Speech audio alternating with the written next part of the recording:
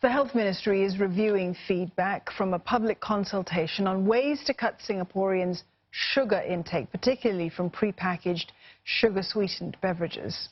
The proposed measures include putting a ban on drinks with higher sugar content, imposing tax on manufacturers and importers, and stricter regulations for advertising as well as labels. Such drinks account for a third of the daily limit of 12 teaspoonfuls of sugar.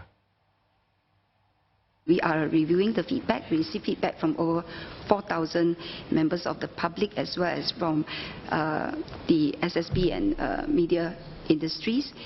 We will review the feedback and we will also take into account evidence from local and regional studies and then make our decision.